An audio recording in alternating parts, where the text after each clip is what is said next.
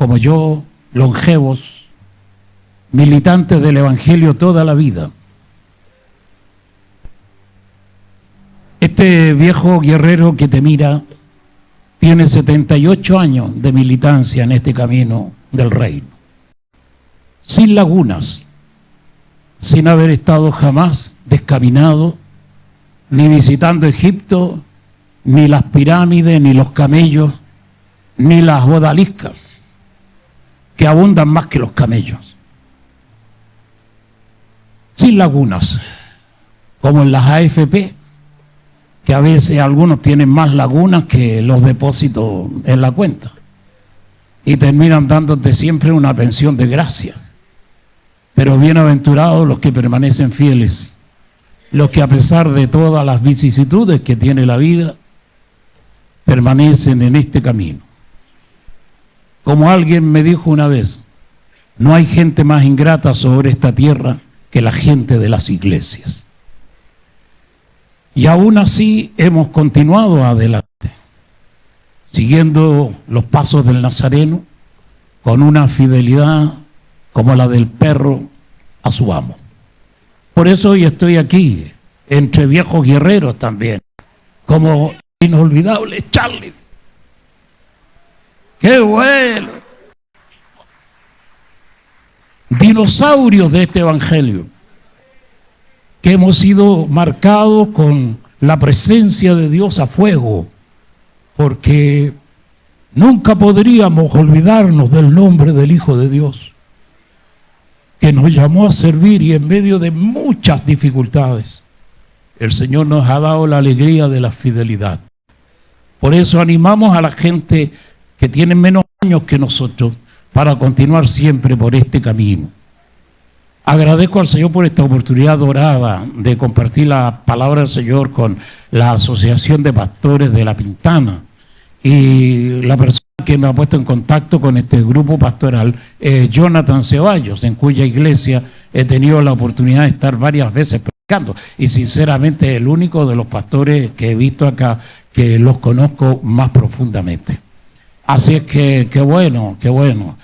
Siempre digo algo parecido. El problema no son los cantantes, porque los cantantes son bienvenidos, sobre todo si cantan bien como Charlie. Es un deleite escuchar a este tigre de la palabra y de la fidelidad. El problema son los predicadores, que generalmente cuesta que le caigan bien a la gente, porque sobre todo si son predicadores ideólogos, como es el caso mío, donde uno plantea tesis, ideología, plantea conceptos que a veces están a contrapelo de la gente que te escucha, y por lo tanto en lugar de aplauso los tipos hacen pifia, y si tuvieran tomates te los tirarían también. Siempre digo, tiren tomate y algo de lechuga, chiquillos, para hacer, agregándole una cebolla, hago una mixta, es como la bandera italiana. Y así es, los predicadores a veces son fastidiosos. Y yo soy a veces parte de ese grupo de predicadores que la gente se lamenta de haberlos escuchado. Pero en los Hechos de los Apóstoles aparecen unos predicadores que son peores que yo. Cuando la gente en Éfeso y en otras ciudades del Asia dijeron, estos que trastornan al mundo han llegado también acá. La ciudad se lamenta de escuchar el Evangelio. Y siempre le digo a la iglesia, a ustedes, todos nosotros, deberíamos tener un evangelio de choque, de hacer que la gente se lamente de escucharnos. Esa palabra persuasiva, media dulzona, a veces cobarde, es el evangelio que justamente el evangelio auténtico no apoya. Me gustan los tipos violentos, la gente que es de la espada, como Pedro, que no vacila en cortarle la oreja a un tipo que se apareció ahí en esa noche en que Jesús fue apresado. Si el tipo no mueve la cabeza, o sea, no era la oreja, era la cabeza al medio, como quien parte una sandía de paine. Como Donald Trump, que justo movió la cabeza en el momento dado en que la bala le perfora una oreja, si no el cráneo estalla. Me gusta la gente agresiva, los tipos apasionados por Cristo. Y yo soy de ese corte. No son muy frecuentes los predicadores así. y sinceramente me alegro de estar acá. No quiero asustarlos con esta introducción, pero los temas que planteamos a veces son muy discutibles, porque el tema de hoy está relacionado con profecía pura, como ha dicho el texto por acá, actualidad bíblica. Pudo haber sido mejor actualidad profética, porque el tema está relacionado con el fin de los tiempos, como lo anuncia claramente el afiche que ustedes publicaron. Un amigo mío me dijo, oye, ¿esta conferencia pasó o es la que viene para el sábado? Y dije, ¿por qué preguntáis eso? Y porque el año que figura acá es el 2025, no sé si te diste cuenta de ese detalle. 4 de julio del 2025. Dios me le dije, no, ese problema del diseño, pero ya, es una anécdota. Pero véanlo. Y así es que estoy predicando un año para atrás ahora. Lo que me siento muy contento de haber predicado en el futuro. Ojalá sea año 2027 la próxima. Así que amigos, con todo el corazón estamos aquí. En nuestro ministerio es un ministerio de prédicas. Hemos sido predicadores toda la vida, en misiones internacionales en serio. No quiero aquí parecer cachiporra, pero me tiraron a los leones hambrientos sin decir nada de mí. En cambio a Charlie lo conocen hasta los canarios que cantan en la esquina. Yo soy aquí un perfecto desconocido porque nunca he tenido mucho la oportunidad de estar aquí en La Pintana, salvo Jonathan. Y nuestro ministerio, junto con mi esposa, es un ministerio de viajeros por el mundo. Hemos estado en todos los continentes que tiene este planeta Tierra predicando, conociendo iglesias. Hemos viajado una barbaridad, 80 veces la vuelta al mundo en todo el recorrido misionero. Eso nos lleva más de 60 años. Por eso nos volvimos viejos en este camino. Y recientemente hemos estado predicando en Europa con mi esposa. El año 2024 estuvimos en España. Después, el 2025, le dimos a Francia y a España en congresos internacionales muy buenos. Y ahora, este año 2026, el proyecto es abarcar 8 naciones distintas de Europa. Y nos vamos a mediados del mes de noviembre. Eso, buenísimo. Y sobre todo considerando casi los 80 años que tenemos, ella y yo, es un aliciente. Cuento estas historias, una, para que la gente conozca un poco lo que hacemos, y lo otro, inspirar a gente más jóvenes. Porque a esos tipos son los que les podí dar una mochila para que agarren vuelo. Los viejos generalmente lo que hacen es esperar la carroza. Y nosotros estamos esperando el próximo vuelo de Iberia para irnos a Madrid. Queremos animar a la gente joven, que los tipos tomen el relevo de los grandes exploradores y misioneros que plantaron el evangelio en un país como Chile. Esa es la gente a la que tenemos que animar, apoyar, encaminar. Los pastores deberían plantar iglesias en otros países de este mundo nuestro. No solamente quedarse con las iglesias locales, mover a la gente, sustentar misioneros, provocar el avivamiento, sobre todo en Europa, que es un continente post-cristiano. Ahí nació el protestantismo histórico, año 1517 en Wittenberg, y la inolvidable acción de Martín Lutero en Alemania. Pero toda esa cuestión se ha diluido. Nos enviaron misioneros y ahora Europa necesita que hombres y mujeres de este continente latinoamericano vuelvan a Europa con el mensaje renovado del Evangelio. Ese es nuestro campo misionero, por eso hacemos lo que hacemos. Así que, amigos míos, estoy tremendamente feliz de tener la oportunidad de estar con ustedes y compartirles esta palabra. Vamos a atacar enseguida el tema. Me acuerdo de algo que dicen de los predicadores, que los predicadores, mientras más viejos son, más largo predican. Y yo, como estoy viejo, también de repente agarro esa línea. Y espero que ustedes tengan un corazón abierto durante todo este tiempo que vamos a compartir la palabra. Me acuerdo del inolvidable Gigi Ávila, con quien tuve oportunidad de compartir muchas reuniones aquí en Chile, en Puerto Rico, en su sede de los grandes predicadores, y también una de esas andanzas en Los Ángeles, en California. Había servicio satelital y Gigi lo estaba esperando una multitud de 22,000 personas en el Arena Los Ángeles. Y el viejo Gille se llegó en el momento oportuno, se puso a orar y escuchó esa multitud del mensaje del gran evangelista. Pero no terminaba nunca Gille. Los tipos que estaban a cargo del satélite le hacían señas de todo tipo. Tijerita, el araquiri, esa cuestión de mandarse una espada en la panza para decirle, predicador, termínela porque el tiempo del satélite se va. Y Gille seguía, ¿no? Así son los viejos predicadores, mientras más viejos, 3 horas el sermón.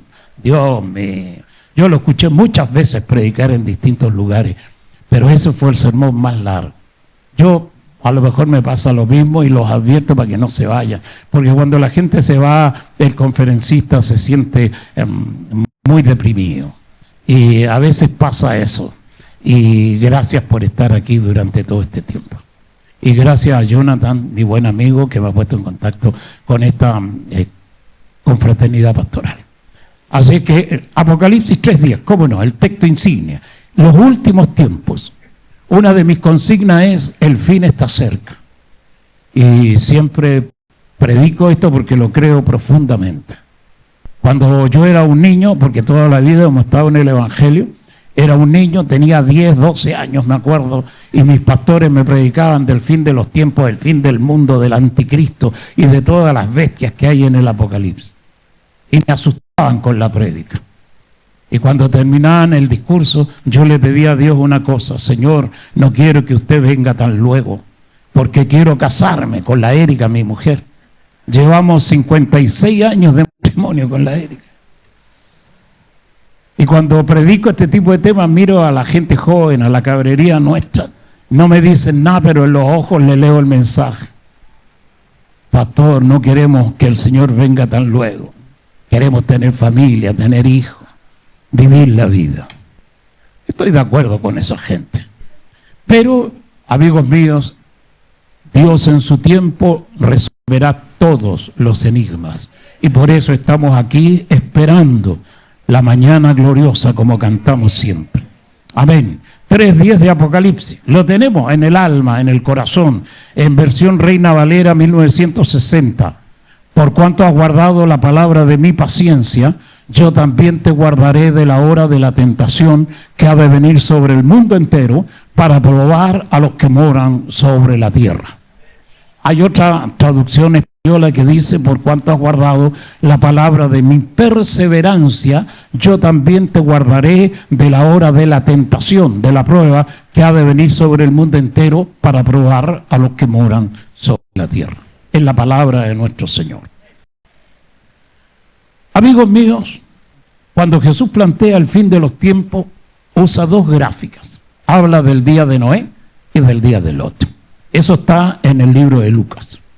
Y dice que así como en los días de Noé y así como en los días de Lot, será el día en que el Hijo del Hombre se manifieste. 2 señales cósmicas, las 2. El día de Noé, que es el diluvio, y el día de Lot, que es lo de Sodoma y Gomorra que todos conocemos. De tal manera que cuando uno agarra desde el Génesis la visión de ambos eventos, tiene con toda probabilidad, sin ninguna duda y sin ningún temor a equivocarse, que así como fueron los tiempos de Noé y como fueron los tiempos de Lot, así será el tiempo en que la historia de la venida de Cristo se verifica otra vez. Así como en los días de Noé y así como en los días de Lot, será el día en que el Hijo del Hombre regrese a la tierra otra vez. Capítulo 17 de Lucas, versículo 30. Es ahí. Entonces, partiendo de esa tesis, tenemos la siguiente situación. Todos los teólogos que se dedican a estas especulaciones apocalípticas o visiones apocalípticas, porque esta cuestión es un acertijo, es difícil darle el palo al gato, como decimos en Chile, con esta cuestión profética. Yo tengo la posibilidad de estudiar mucho a mucha gente que son expertos en este tipo de temáticas, teólogos de todo tipo, de distintos países, de distintas escuelas apocalípticas, y la verdad es que son todos tan diversos que te parece sorprendente que hayan tantas propuestas para una misma idea sobre la venida de Cristo. Pero es interesante la intención que tiene cada predicador de poder encontrarle la cabeza al clavo para darle el martillazo. Pero esa cuestión es como Cristo dijo: Muchachos, solo el Padre sabe cuándo será el día y la hora. Y a ustedes lo que les compete es mantenerse fieles, esperando con todo el corazón lleno de fuego y calor del Espíritu la venida del retorno. Porque, oh bendito Dios, el que se fue en las nubes volverá. Amén. Todos mis viejos pastores que me hablaban de la venida de Cristo, todos murieron. Y cuando los vi camino al cementerio, pensé que la palabra que ellos sembraron quedarían en silencio. Pero esa palabra que pusieron en mi alma la he llevado toda la vida. Y hoy la llama de esa palabra está más viva que nunca en mi corazón de predicador. Y seguramente será la única herencia que dejaremos en medio de este mundo. Más que herencia, legado. Porque la diferencia entre legado y herencia es fantástica.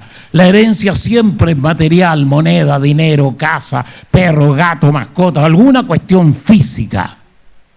Pero el legado es espiritual, profundo. Y entre la herencia y el legado lo que más permanece siempre es el legado. Como el Hijo de Dios que nos dejó el más grande de todos los legados del Espíritu. Su mensaje, su ejemplo, su vida, su palabra y la promesa eterna. ¡Volveré! ¡Qué bueno, hermanos! El Señor volverá. Cuando la gente enfrenta este tema de los teólogos que analizan estos episodios que se llaman la cuestión escatológica, lo que tiene que ver con los últimos días, el final de los tiempos, siempre te dice una cuestión que es tremendamente interesante, sobre todo enfocando esta temática de los últimos días. En los días de Noé, la causa basal de la destrucción del mundo, de los días de Noé, el diluvio, fue un solo elemento, que es la maldad. Por la maldad fueron destruidos los mundos. Y por la maldad será destruido este mundo en que vivimos. La causa basal, la maldad. Y la maldad tiene dos elementos que la componen en los días de Noé y ahora, aun cuando han pasado miles de años entre un evento y nosotros. El primer evento y el primer elemento que origina la maldad en los días de Noé se llama hibridación. Es un término científico, técnico, que tiene que ver con la genética humana mezclado con genéticas que no son humanas. Este tema seguramente es el primero de los temas más discutibles que estoy planteando, porque se basa en el capítulo 6 de Génesis, donde hay una mezcla entre ángeles y humanos. Y ahí aparece una cuestión terriblemente discutible, sobre todo en las tesis que se plantean en las iglesias nuestras, y que naturalmente son temas de otro mundo para nosotros. Es el hecho de que aparecen en escena unos elementos de alta genética que son los Nephilim, los gigantes, que es justamente la mezcla entre humano y no humano. Son elementos muy discutibles en esta cuestión y no quiero profundizar ahí para no armar más líos que los que ya armo. Pero de un humano con otro humano siempre va a salir una guagua que tiene parecido al humano. Pero cuando vos veis gigantes de la antigüedad, que esta historia de los gigantes es tan discutible y vieja como el mundo, habían gigantes que tenían estatura realmente sorprendente, ¿eh? Habían tipos que medían 7, 8, 10 metros. Un día vi un análisis de gente que han descubierto esqueletos de gigantes, porque quedan así como los huesos de los dinosaurios, que los dinosaurios son muy anteriores a los gigantes de Génesis 6, que tienen una estatura colosal. Entonces, pero esa mezcla entre humano y esos agentes que algunos identifican con los ángeles caídos, toda una historia larga, pero impresionante, apasionante, nos hace sentir que esa diferencia entre genética produjo un elemento híbrido, que es el Nephilim, el gigante. Dejémoslo ahí. Expertos en genética dicen que la distancia que hay entre un humano y el ángel es la misma distancia que hay entre el hombre y un mono. O sea, son cuestiones incompatibles que podrían llegar a tener alguna manifestación genética en la reproducción, pero que nunca serán lo mismo. Ese concepto que es biológico tenemos que considerarlo para tomar en cuenta lo que te estoy diciendo. La cuestión es que esa hibridación, que es la mezcla genética de ángel o los hijos de Dios, como dice el texto en español, con hembras humanas, porque se tomaron hembras humanas, eso dio a luz el Nefilim, el gigante de la antigüedad, varones de renombre, como dice el texto del Génesis. Entre ellos, uno que ya venía bajando de estatura, que se llamó Nimrod. Eso es una historia, esta cuestión de la Torre de Babel es un concepto impresionante en la historia de la salvación, que merecen estudios muy particulares y con una interpretación que realmente te sorprende. La cuestión es que en esos tiempos se produjo esa hibridación, que es la reproducción biológica de criaturas con elementos genéticos mixtos, y que realmente fue degenerando completamente la especie de los híbridos, de los gigantes, y cada vez los tipos resultaron más malos.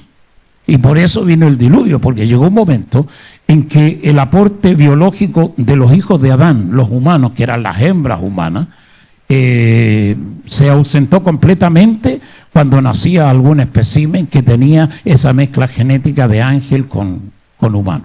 Hasta que llegó el punto en que la gente que estaban naciendo, particularmente en los días de Noé, no tenían alma ni espíritu, no tenían nada que salvar. Eran simplemente cascarones biológicos, sin corazón, sin sentimientos, malos. Antes de nacer, los tipos nacían bajo la fuerza de la corrupción. Por eso la maldad, dice el texto del Génesis, en la tierra era mucha. Incluso lo dice ahí entre líneas, que el hombre es malo desde su juventud. Porque la bifurcación, igual que hoy, esta cuestión como una letra Y que se abre en dos caminos, comienza cuando la gente tiene entre 9, 10, 11, 12 años como mucho. Es lo mismo que está pasando ahora. Cuando los niños nacen parecen todos inocentes, pero sacan las uñas a los 9 años, porque se produce el primer evento genético que tiene que ver con la sexualidad humana, que es la pubertad. Ese primer episodio en la vida sexual de la gente bifurca el camino, y ahí tú vas a saber si tu hijo se dispara hacia Dios o directamente se dispara hacia el mal. Esa cuestión es terrible. Por eso yo veo gente como la que veo acá, tienen sus bebés, quieren mucho, son sus hijos, pero no sabéis para dónde te va a salir disparar la flecha.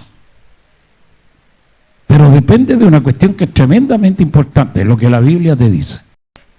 Instruye al niño en su camino, porque aun cuando fuere viejo, no se apartará de él.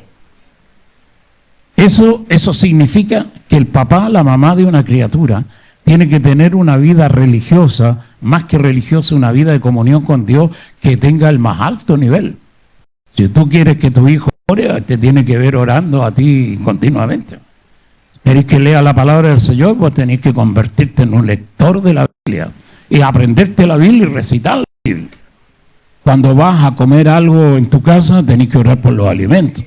No podía ser como la mascota que ni siquiera mueve la cola antes de meterse un alimento canino. ¿Qué es lo que hace mucha gente de iglesia? Tipos que ni siquiera oran cuando comen. ¿Cómo esperan tener hijos convertidos, consagrados, gente consecuente con el Evangelio? Si son los padres, las madres las que tienen que dar el ejemplo a su estirpe. Esa cuestión es real, una cuestión que no es desconocida para nadie. La gente de nuestra iglesia ora muy poco, y de la Biblia ni te cuento.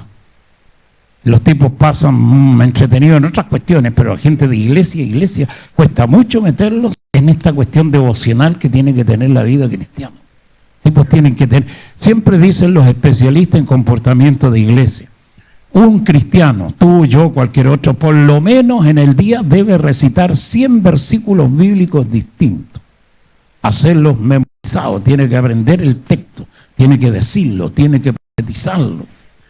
Por eso una de las razones que hay tanta gente enferma en las iglesias, porque los locos no usan la palabra. Hay dos partes de la armadura de Dios que son sustanciales, todas son importantes, pero estas dos son tremendamente relevantes. La espada del Espíritu, que es la palabra de Dios, y el segundo elemento es el escudo de la fe, con el que podáis apagar los dardos de fuego del maligno.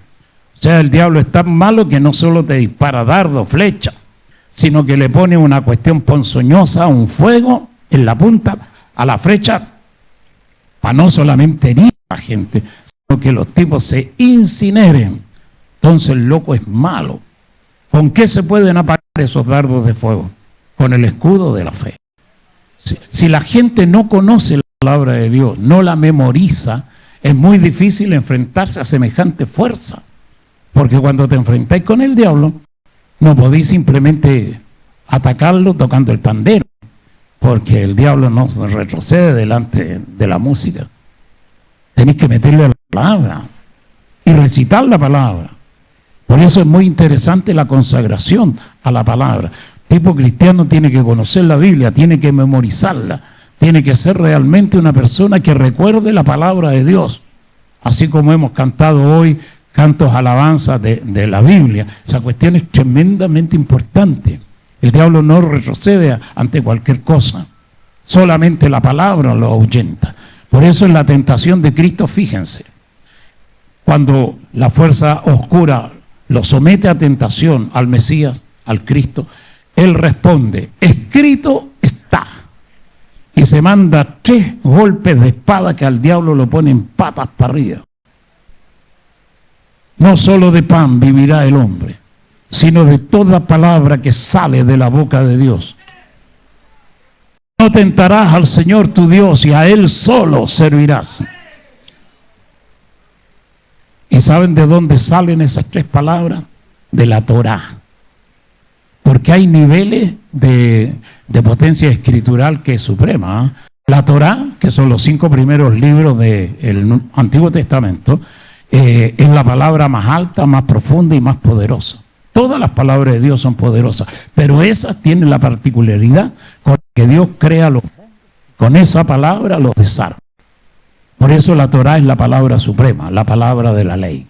No hay nada en la palabra de Dios superior a la palabra de la ley. Después vienen los profetas y después vienen los salmos. Por eso cuando el diablo insta a Jesús a que se lance del pináculo del templo, le cita el Salmo 91. No le cita ni los profetas ni la Torá, porque el tipo guitarrea con los salmos, pero no se puede meter a la ley, porque sabe que eso lo destruye. El diablo no está para citar la palabra de la ley. Y por eso le dice, mira lo que dice el Salmo, la palabra. A sus ángeles mandará acerca de ti para que te guarden en todos tus caminos, y en sus manos te llevarán para que tu pie no tropiece en piedra. Y el diablo le dice al Mesías, tírate para abajo. Esa es la palabra, van a venir los ángeles. Y Jesús le dijo, ¿y por qué no te tiréis vos que sois más diablo? Claro. Claro, es lógico, hermano. Por eso la iglesia tiene que recibir la palabra. Y en este tiempo difícil, donde las fuerzas oscuras han inundado el mundo con demonios de todo tipo, este es el tiempo de la palabra. Usted memorice la palabra, ame la palabra, cite la palabra, lea la Biblia, apréndase textos bíblicos. La palabra de Dios en el Éxodo y Deuteronomio, por ejemplo, dice, si ustedes guardan las palabras de esta ley y son leales a los mandamientos que han escuchado, esta es la promesa del Eterno. Jehová alejará de ti toda enfermedad.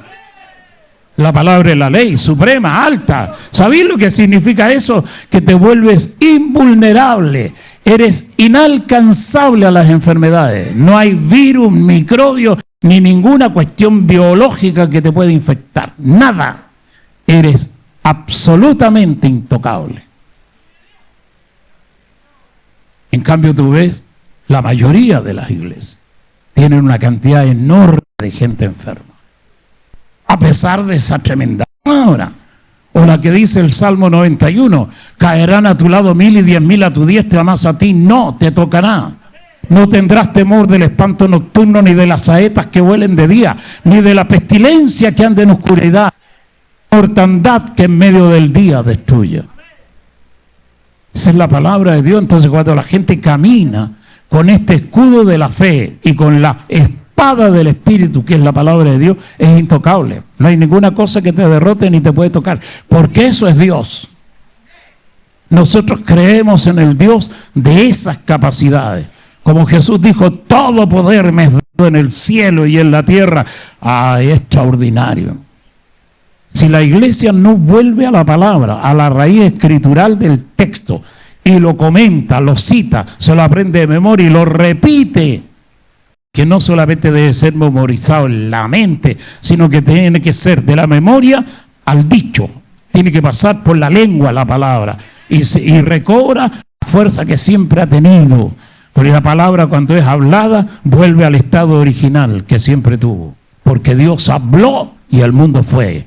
Cuando ustedes citan la palabra y la hablan, hacen que la palabra de Dios tenga todo el potencial que ella encierra. Pero para eso tenés que aprenderte el texto. Y ahí están los problemas. Entonces, amigos míos, en los días de Noé, volvamos a la base, el tema de la hibridación generó gigantes sobre la tierra que con el paso del tiempo fueron degenerándose completamente y produjeron un ser humano que ya no era humano, había perdido toda la esencia adámica que tenía en el comienzo del proceso y ahora eran solamente cascarones biológicos que no tenían alma, no tenían corazón y que en el fondo no tenían nada que salvar, esos locos nazis condenados.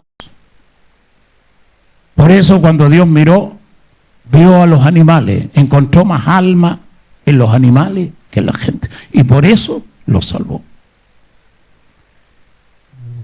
Hoy lo mismo. Están haciendo sobre la tierra.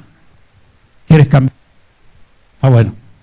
Le faltó avivamiento, ¿eh? Metámoslo al fuego pentecostal. Bien. Gracias. Sí, este está más avivado que aquel. Entonces, la gente había perdido la esencia de lo humano. Y eran solamente cascarones biológicos. Es la misma cuestión que está pasando hoy por hoy. Porque esta es parte de las polémicas que siempre planteamos. Están haciendo un tipo de niño que no es humano.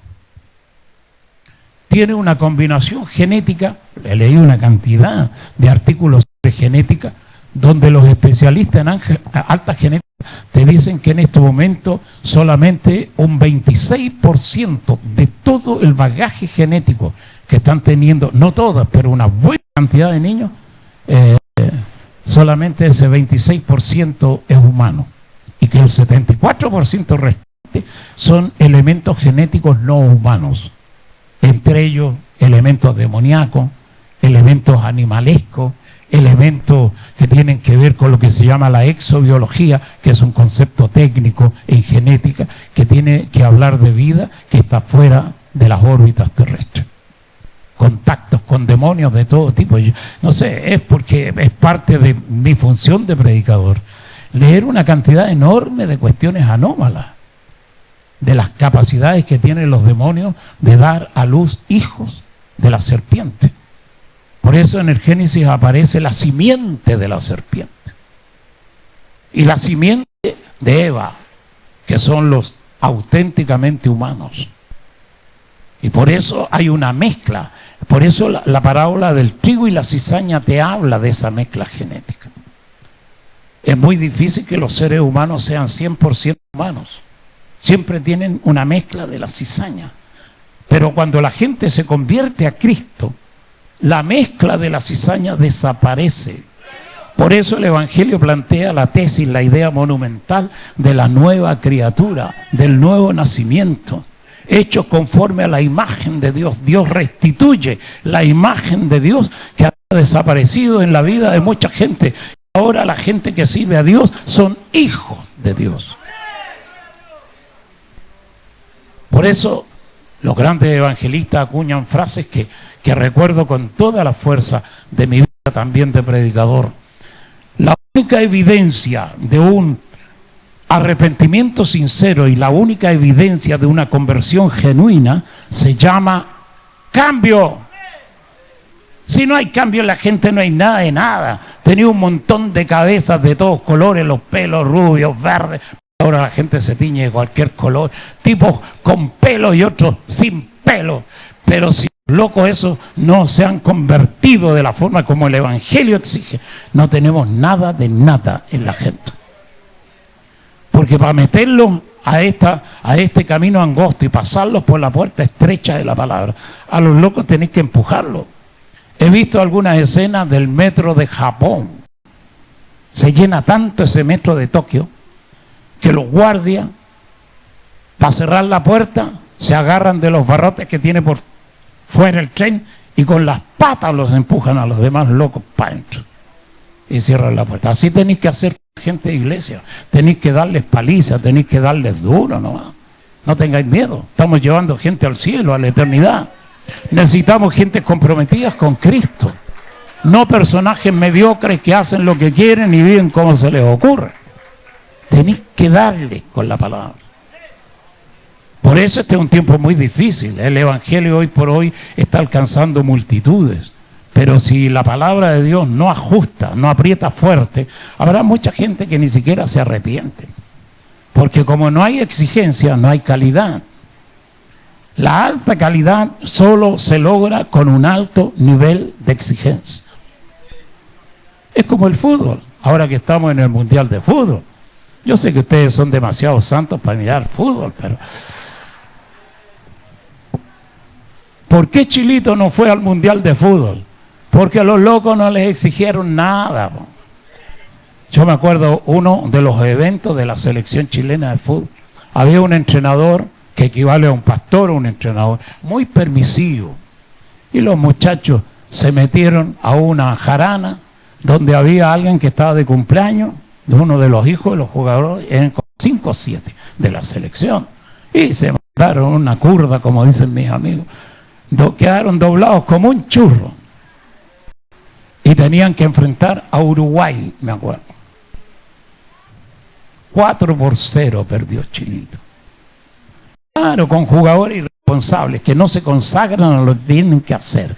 No es ninguna novedad que Chile capaz no va en 10 mundiales más, con locos indisciplinados. Esta cuestión también del alto nivel de exigencia genera un alto nivel de calidad. Y los que tienen que apretar fuerte son los pastores, no otra gente. Ellos son los responsables. Por eso cuando los pastores son exigentes y tienen la visión de llevar gentes al reino de Dios, el pastor tiene que apretar firme, ¿no? Estamos salvando almas. No queremos simplemente contar cabezas así como quien cuenta ganado, rebaños. Hay que llevar a la gente a la presencia de Dios.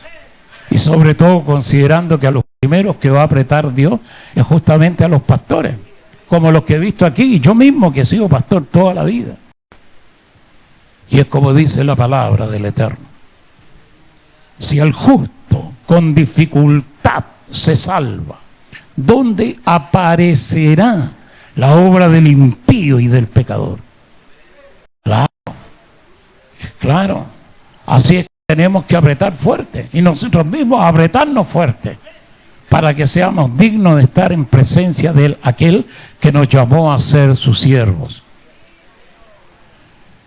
Por eso en los días de Noé, volviendo al centro de la tesis, se generó un ser humano absolutamente híbrido, que es lo mismo que está pasando hoy. Hay una cantidad de niños que no son humanos.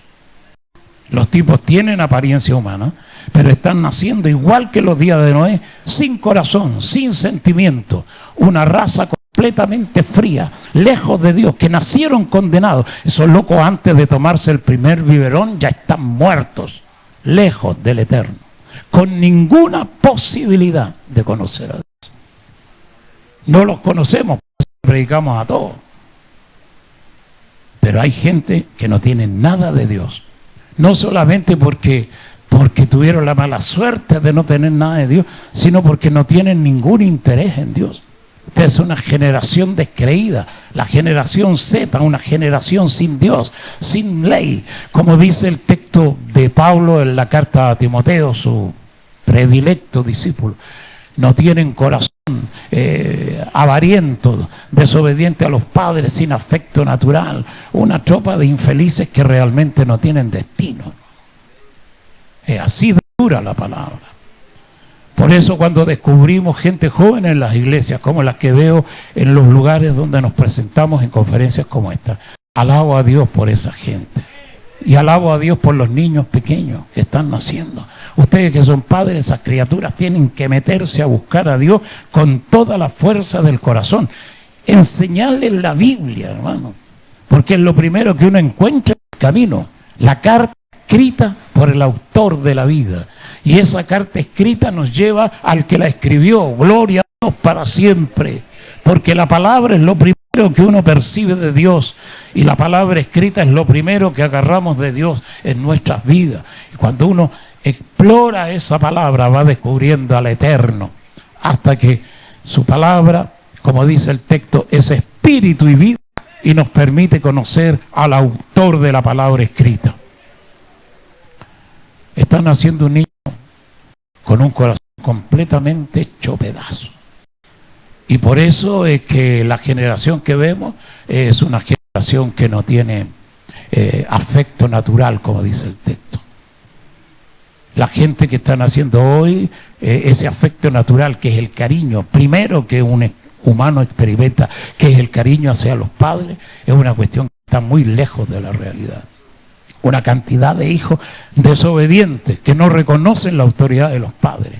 Y otros, el otro día apareció uno matando a la madre.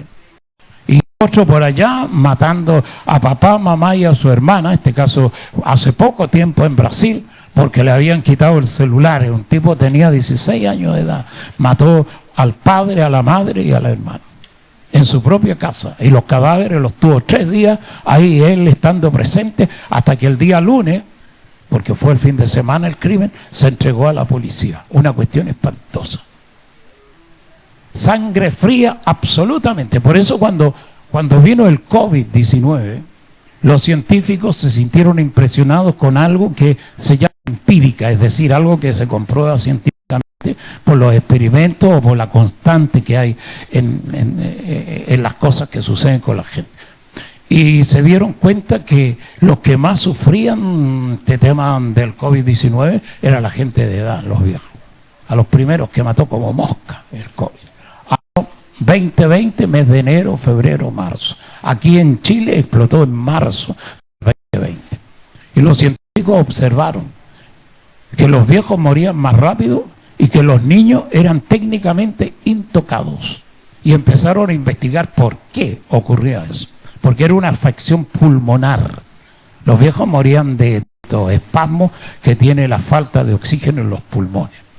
Y se dieron cuenta de una cosa, que los niños no eran tocados por la enfermedad en el primer tiempo. Y cuando empezaron los investigadores, que son tipos que ven bajo el agua, se dieron cuenta de una cosa, que los pulmones de los niños que están naciendo ahora tienen una adaptación broncopulmonar a la falta de oxígeno.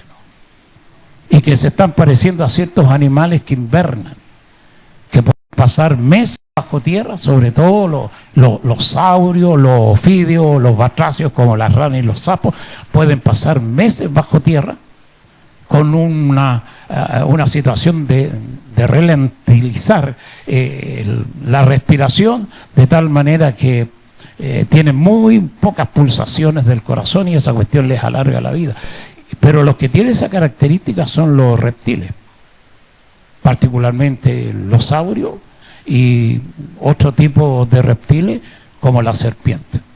Y que los niños que tienen esa capacidad de escaparse de la influencia nefasta de un virus como el COVID, tienen esa adaptación.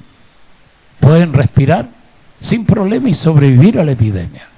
Pero adquieren otra característica, que es la frialdad de la sangre de los reptiles.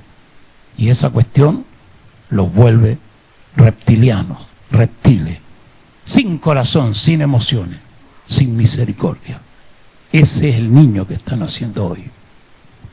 Por eso esta cuestión, que es netamente biológica, hay que tener mucho cuidado. Yo leí un reportaje que de los 330 millones de norteamericanos que hay en Estados Unidos de América, Dicen científicos de genética que deben haber unos 40 millones de norteamericanos que no son humanos.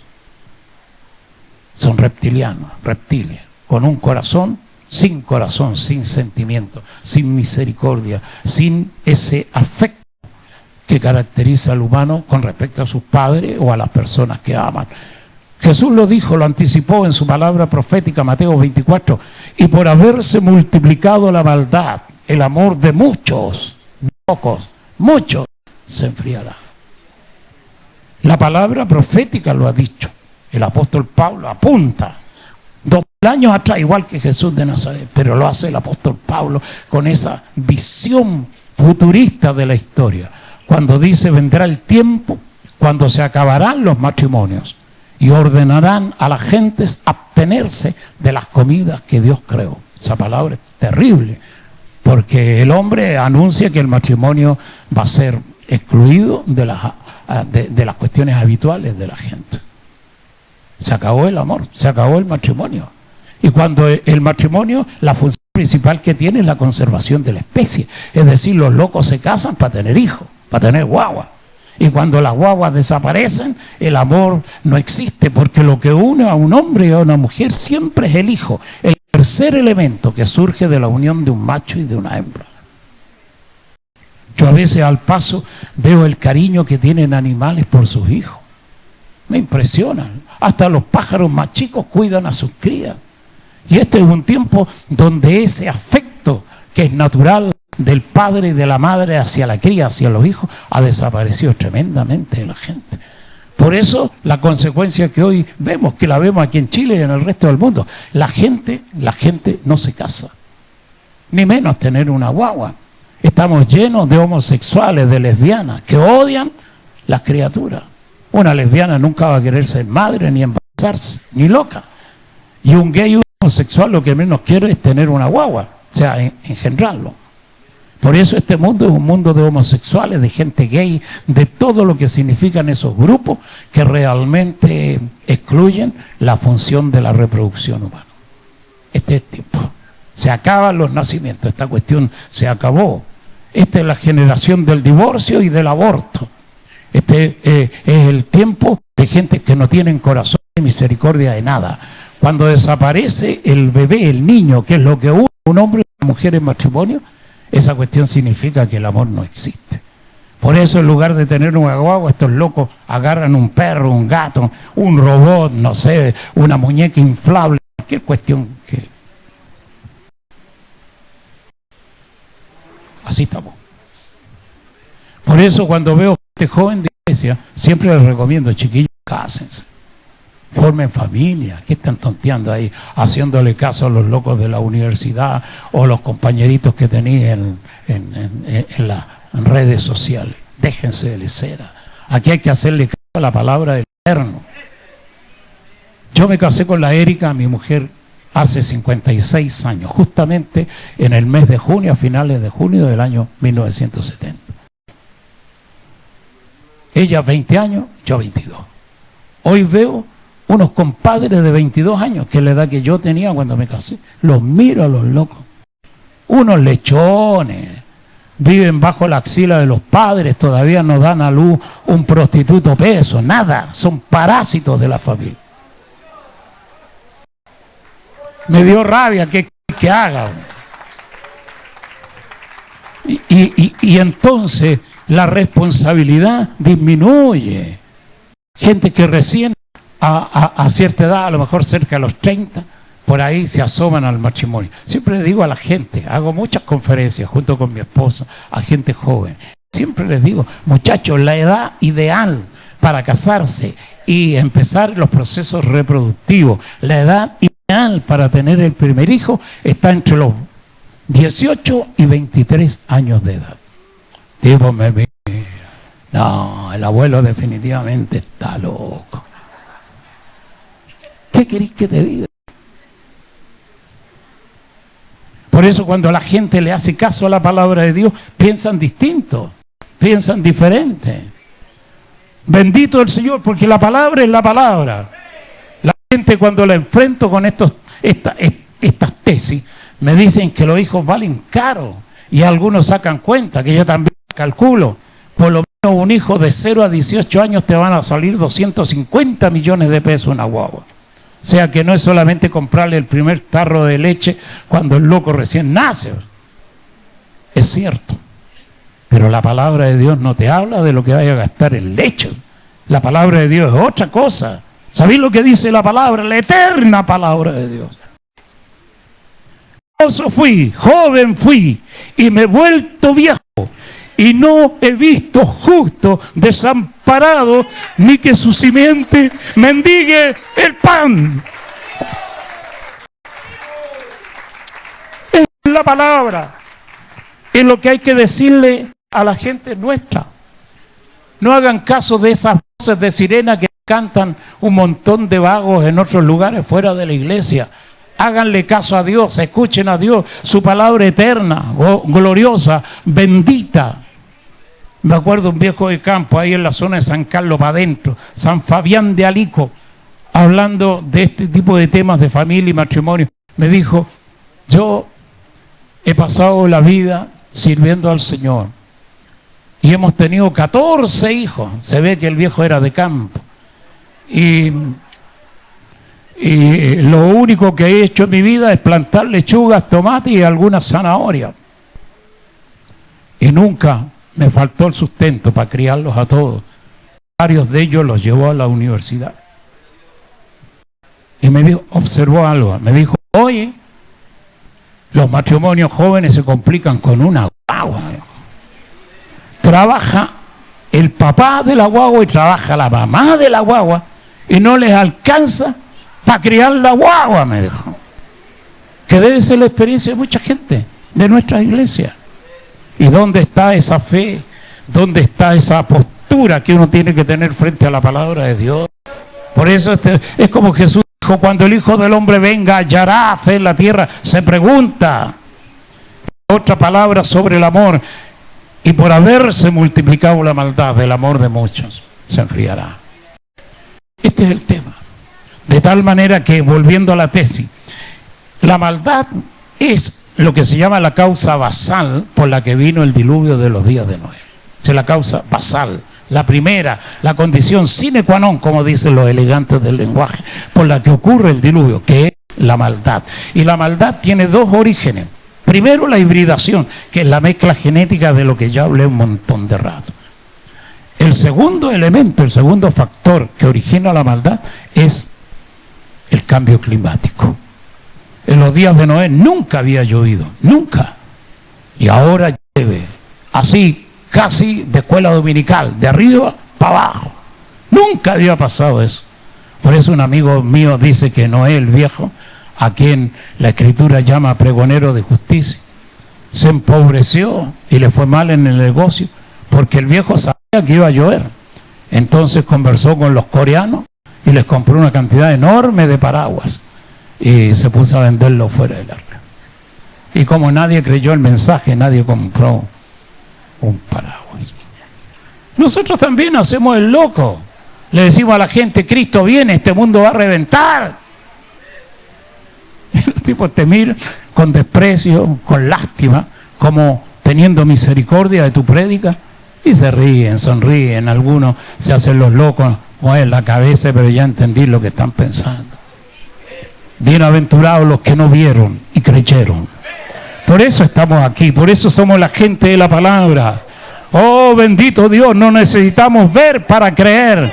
Estamos viendo porque creemos. Y porque creemos algún día volveremos a ver al Hijo de Dios viniendo en las nubes como Él se fue. Amén. Por eso somos gente de fe. Confiamos en la palabra y sabemos que esta cuestión es así.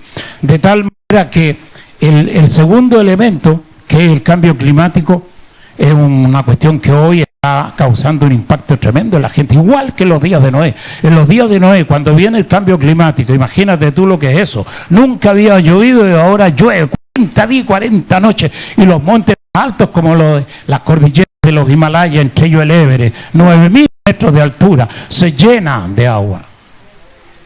Es un cambio climático feroz, terrible. Claro. Hoy en día el cambio climático es mortal, irreversible.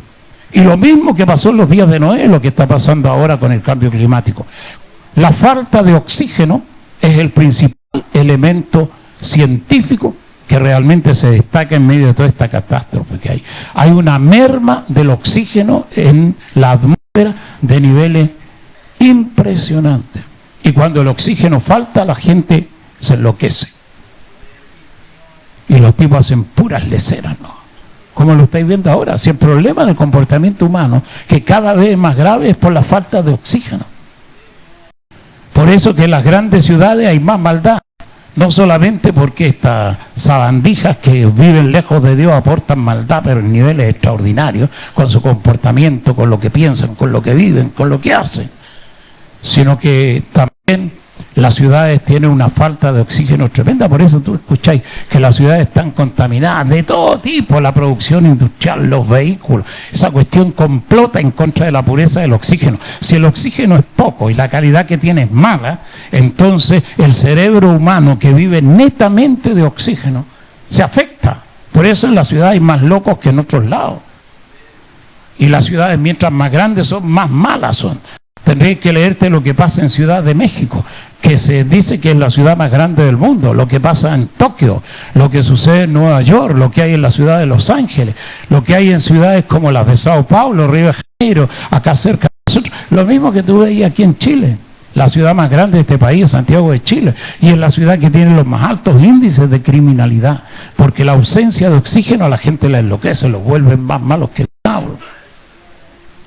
Que el cerebro no se alimenta de la manera adecuada para que tengan pensamientos que les permitan moderar su conducta.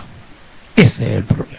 Y esta cuestión es irreversible. A lo mejor van a venderte en algún momento alguna botella de oxígeno, así como te venden una gaseosa, para que más o menos se te oxigene la croqueta.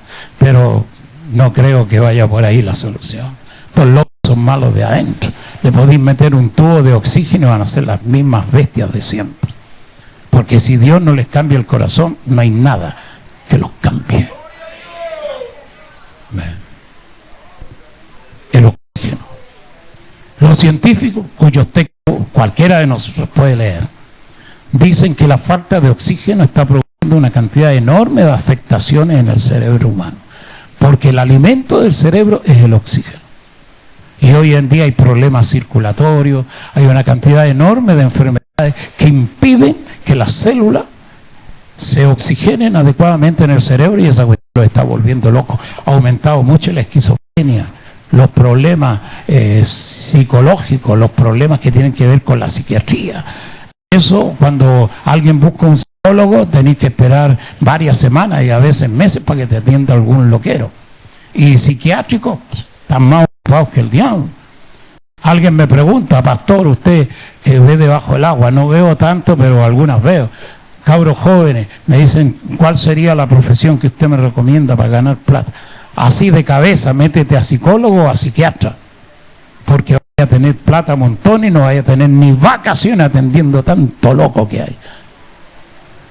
Pero les advierto, generalmente un psicólogo y un psiquiatra termina también enloquecido, porque de tanto ver diablos, porque eso es lo que gravita en la gente. Si los tipos no están protegidos en el alma, esas fuerzas oscuras los van a arrastrar. Aparte que en el mundo de los psicólogos y de los psiquiatras hay una gran cantidad de lesbianas y homosexuales. Esa cuestión es constante, ¿eh? Tienen que verlo, chiquillos, no pongan cara de asombro. Y si vos estáis estudiando psicología, tenéis que tener mucho cuidado, porque salirse de la ruta del evangelio no cuesta nada. Tengan cuidado, chiquillos, porque se trata de problemas de alma, problemas del corazón, de la vida, de lo que la gente piensa, de lo que la gente hace, de lo que la gente guarda en su corazón en lugares más secretos y escondidos. Este es el tiempo donde la gente se enloquece. El pronóstico para este mundo es la locura total. Ese es el último virus que va a venir sobre la tierra. La locura total y absoluta. Este mundo va a terminar en la locura más impresionante que existe.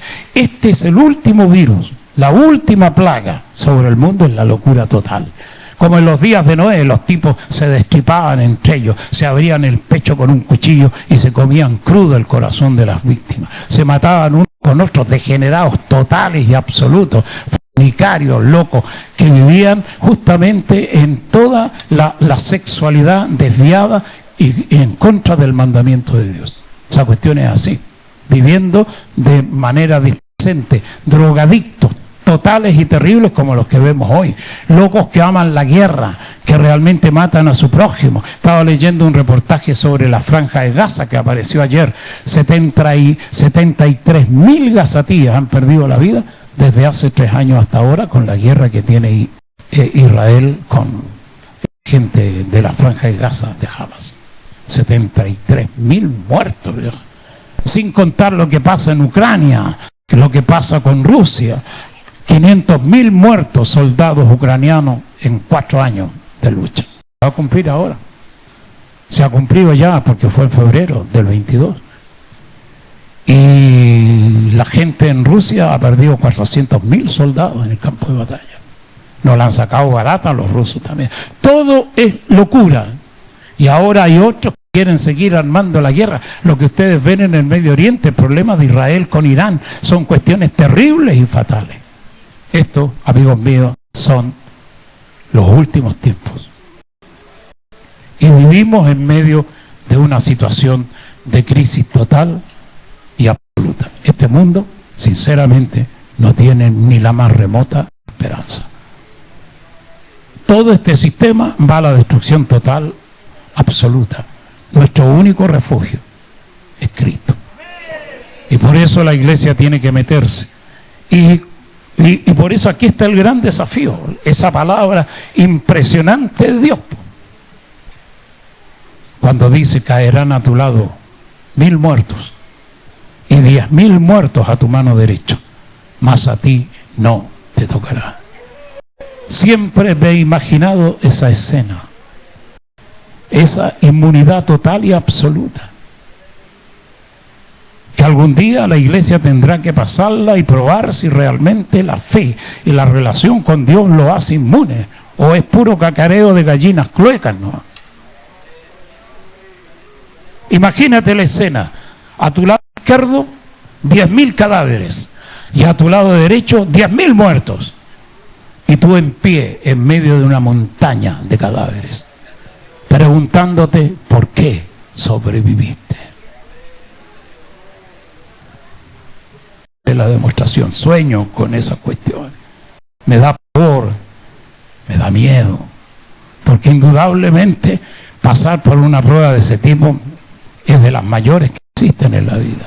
Ser inmune a las plagas, ser inmune a los virus, ser inmune a las enfermedades, porque la palabra de Dios te lo dice. Si este es el problema, que Dios te lo diga y uno le cueste agarrar esa palabra. Las cartas apostólicas, los últimos segmentos de la Biblia, el que está en Cristo, el diablo no le toca. ¡Wow! Esa sí que es grande. Bendito el Señor. Es como dice la palabra de los profetas: ningún arma forjada contra ti prosperará, porque la unción pudre el yugo de la esclavitud. Bendito Dios. Por eso, esto es la iglesia, es la palabra del Eterno, donde cada uno se prueba a sí mismo qué tan verdadera es la fe mía.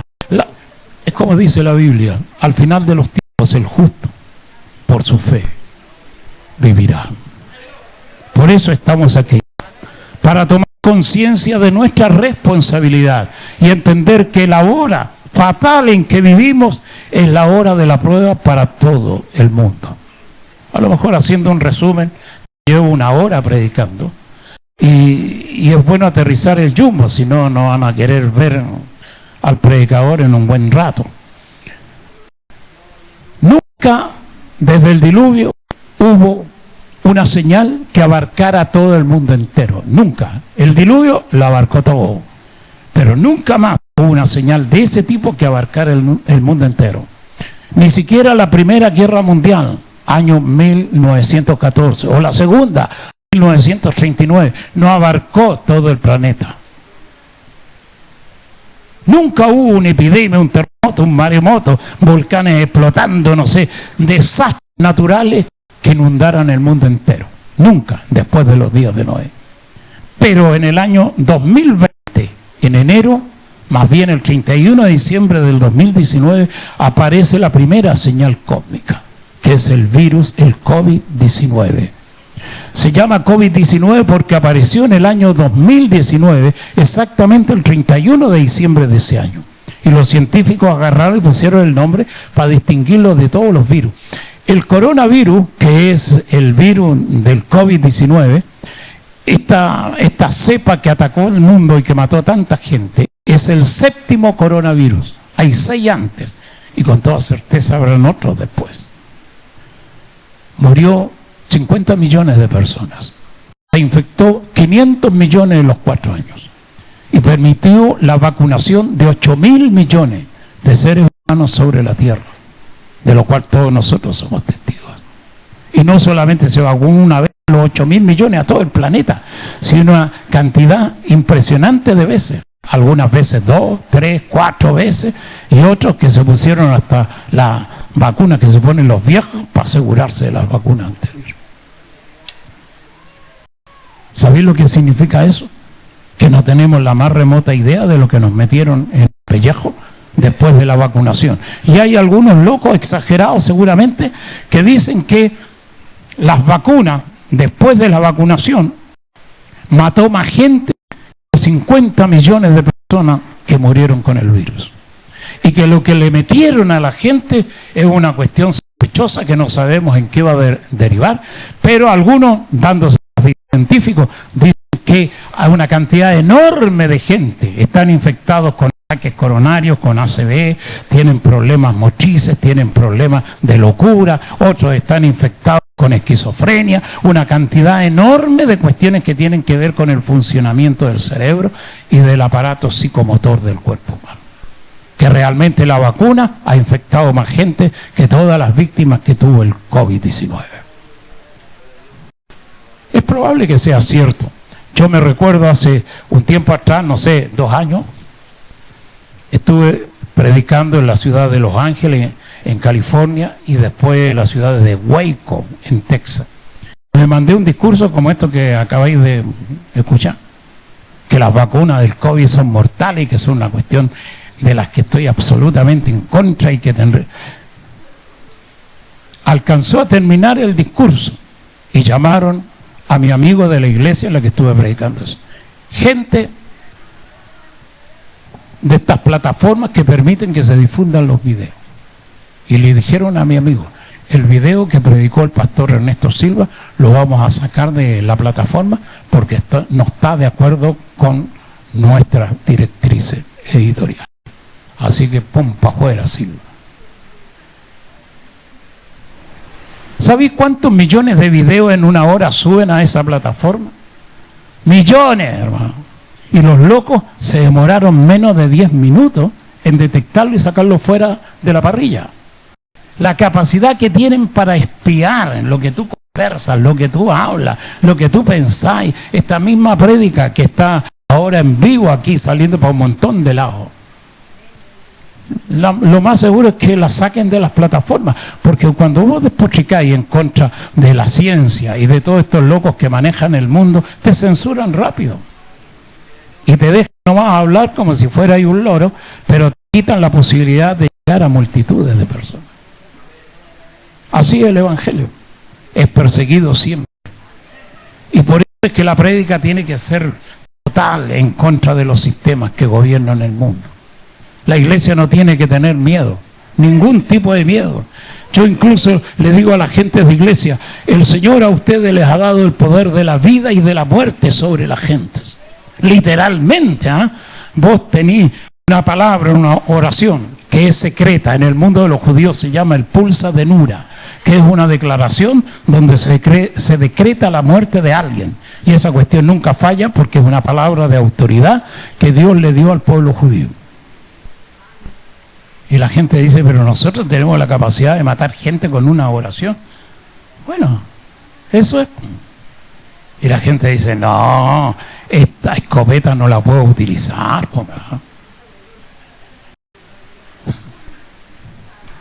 Dios mío. Por eso un creyente de hoy generalmente tiene miedo hasta de una mosca que vuela sobre su sopa. Y el tipo cae la mosca a la sopa y es capaz de tragarse la sopa con la mosca incluida. Porque no quiere producir un desastre ecológico fumigando a la mosca. Tiene miedo. ¿Estará Dios de acuerdo que mate esta mosca? Hay un ángel en la Biblia que mató 186.000 soldados de un toque en el campo de batalla en Samaria. ¡Wow! Decís, pero esos son los ángeles. Nosotros vamos a juzgar a los ángeles algún día. Y la palabra del Cristo, esa palabra monumental que me golpea el alma sobre la autoridad. Cuando Jesús, resucitado, vuelto a la vida frente a su grupo apostólico y a otras multitudes, grita con fuerza esa palabra gloriosa, eterna y bendita. Todo poder me es dado en el cielo y en la tierra. Por tanto, vayan y prediquen este evangelio del Rey a todas las naciones del mundo. ¡Qué bueno! ¡Oh, bendito Dios, bendito Dios, bendito Dios! Ustedes tienen más poder que lo que imaginan, muchachos. Por eso una iglesia tímida, acobardada, que mete la cola entre las patas como un perro tímido, esa no es la iglesia que debemos ser. Hay que cambiarle la sangre de gallina, de pollo a esta gente y meterle la sangre del león de la tribu de Judá. Sangre de héroes, sangre de mártires, sangre de gente que conquista el mundo. ¡Ay, bendito Dios! Mira que te mando que te esfuerces y seas valiente. No temas ni desmayes. Avanza, no te apartes de esta ley nunca. Y yo estaré contigo donde quiera que vayas. Somos la iglesia, la más temida de todas las instituciones y realidades que pueblan este mundo. Es como alguien dijo muy sabiamente en la historia de los Estados Unidos de América: tengo más miedo, tengo más temor de una iglesia de rodillas que de un ejército que avance contra mí. Porque cuando tú oras, los mundos espirituales se agitan. Se agitan. Los demonios tiemblan, no tenéis nada que decirle, ni una cuestión. Pero cuando caminas sobre la tierra, tus pasos, bendito Dios, porque el paso de los santos está consagrado a Dios. Bendito, santo, los pies de los que anuncian el evangelio de paz. No tengan miedo de caminar. No tengan miedo de caminar. Al final de este año, Dios mediante, estamos en un plan misionero con la Erika, mi mujer, irnos a Europa para llevar la presencia de Dios, porque la presencia de Dios y su mensaje es extraordinario.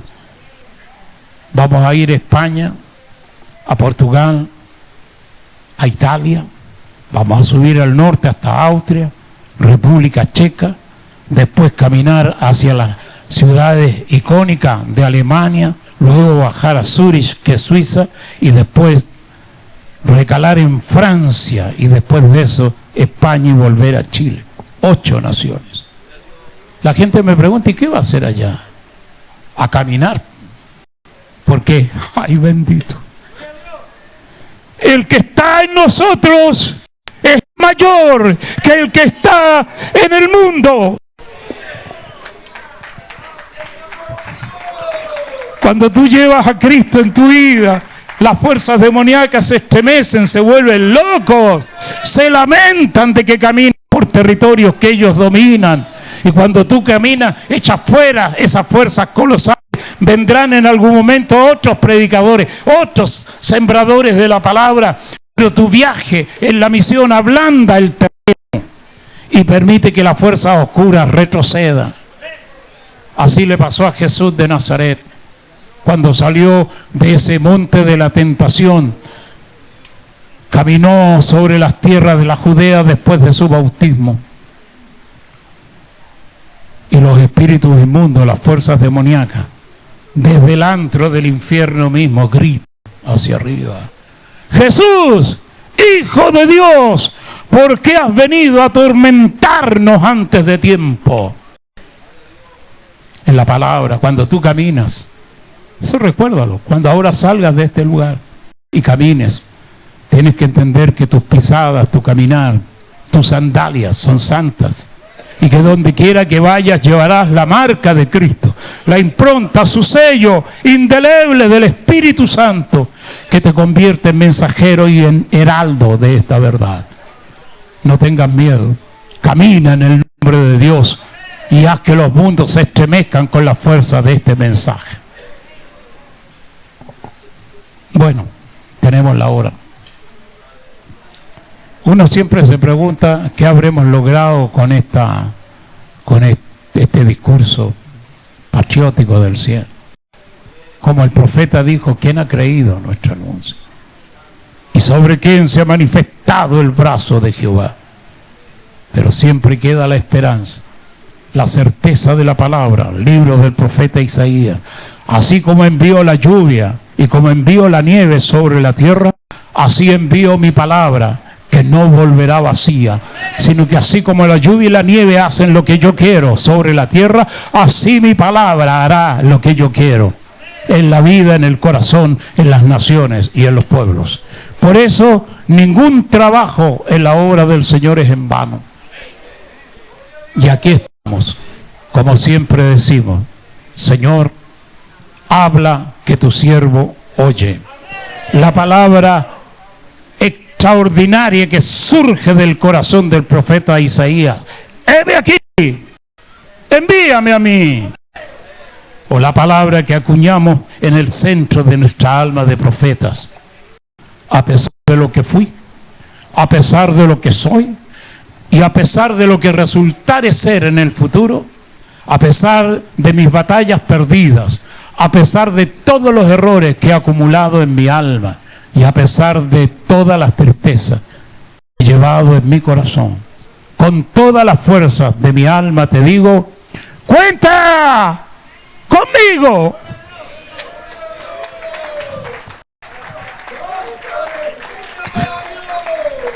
Así es.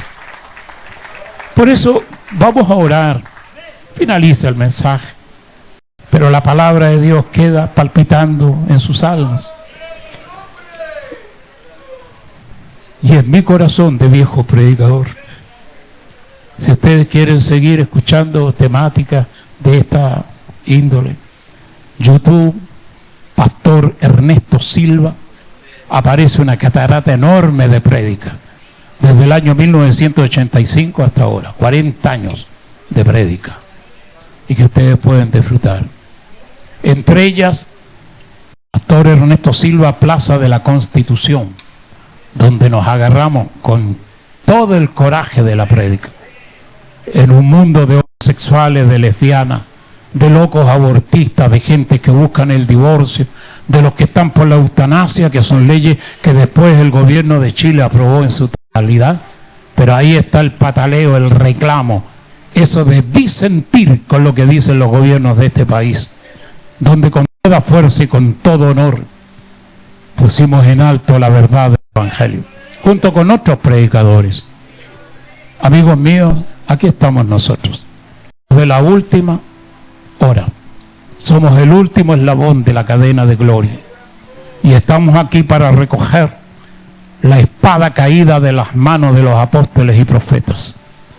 Enarbolar la palabra del Espíritu, que es el mensaje apostólico y profético. Y que Dios nos conceda el alto honor de ser dignos, de ser continuadores y sucesores de los apóstoles y de los profetas. Amén. ¿Quiere ponerse en pie un momento, por favor?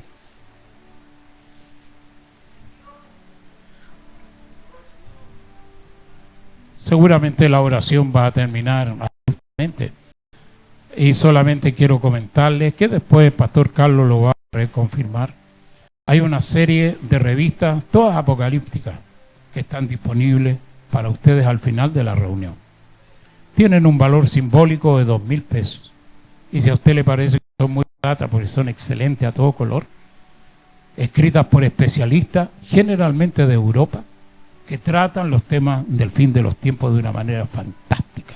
Algunos de ellos científicos, periodistas de investigación, gente de iglesia que también han hecho su aporte extraordinario a la cultura cristiana. Si a usted le parece que es muy barato, ponga más plata. Y cuando pague un billete de 20 lucas, dígame, pastor, deme una sola y quédese con el cambio para su viaje a Europa, porque voy con mi mujer también. Inviertan en loco. ¿Cuántos tipos de 80 años casi tú crees que andan por el mundo predicando el evangelio? Poco.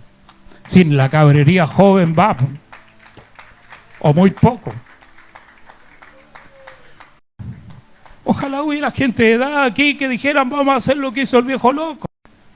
Vamos a agarrar el pasaporte y nos vamos a Europa, nos vamos al Asia, nos vamos a Estados Unidos, nos vamos a Centroamérica, llevando el mensaje de Cristo. Sin tener conocido.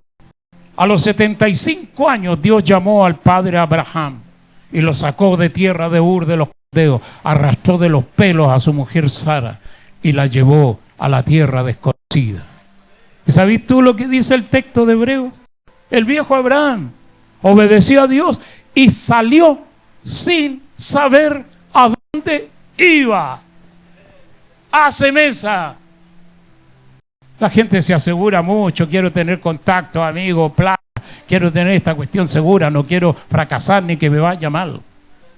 Lo que he descubierto en mi vida de predicador, Dios no tiene ningún interés que a vos te vaya bien o mal. Esa cuestión es brutal. Lo único que Dios busca es que la misión sea cumplida. Oh, bendito el Eterno, cuando tú enfrentas tu compromiso con Dios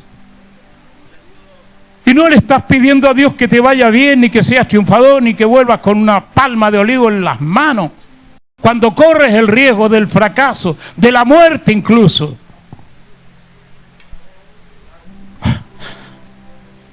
Cuando llegues en ese día eterno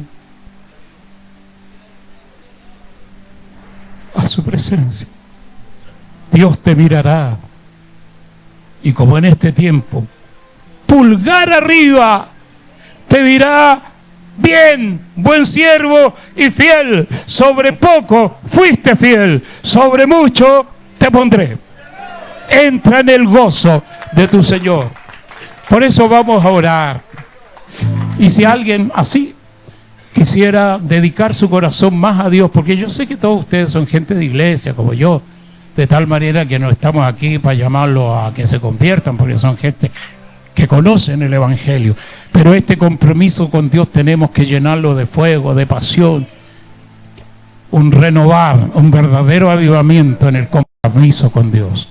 Así que levante su mano en el lugar que está, porque el poder de la oración no está en el que la hace, sino en aquel que la oye. Y te rogamos, Señor, que en tus grandes piedades escuche nuestra oración y en tu misericordia recibe la ofrenda de nuestra vida para servir en tu presencia. Y lo que quede de nuestra vida, sea poco o sea mucho, sean años o sean décadas, danos la alegría de ponernos en el altar de tu palabra. Ya no es el cordero ni es la ofrenda que prescribe la ley, somos nosotros la ofrenda que nos ponemos en el altar de tu palabra para decir: Señor, cuenta conmigo. Lo pedimos, lo creemos, y en medio de estos tiempos donde escuchamos tu voz que retumba en el corazón y en el alma de la iglesia de hoy, a la verdad la mies es mucha, mas los obreros pocos.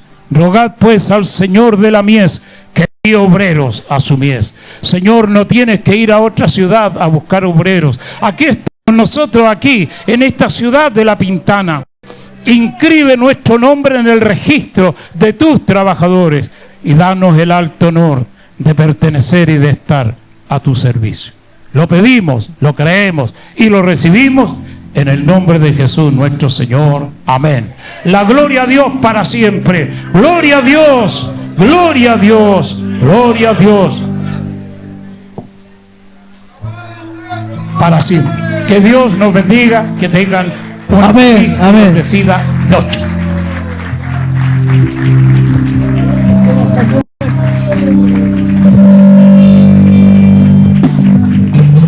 Demos un aplauso más grande al Señor. Vamos, que se escuche hacia arriba. Vamos, para Dios la gloria. Vamos a hacer un reconocimiento. Gracias.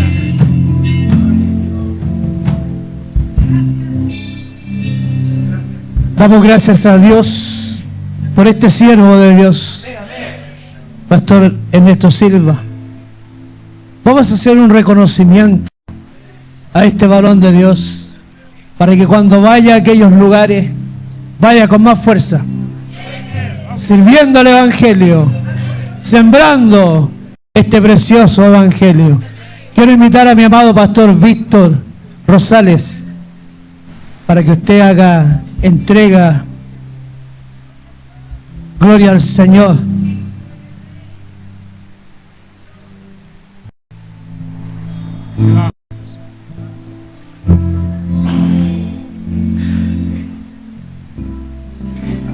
A nuestro amado Pastor Ernesto Silva, conferencista, por su incansable labor en la proclamación del Evangelio, su fidelidad a la Sagrada Escritura y a su entrega en la predicación de la verdad.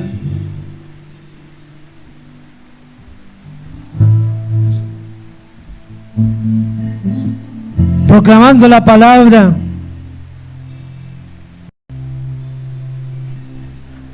ten la mano, dice, tanto en sí en el momento de propicio, no convence, censura y exhorta con enseñanza, y apacienta inagotable. Segunda de Timoteo 4:2.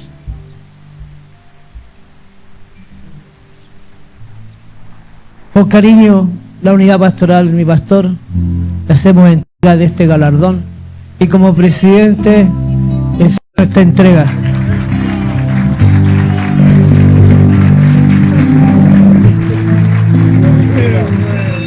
Gracias. Dios le siga abriendo las puertas. Gracias. Dios bendiga a nuestro amado pastor.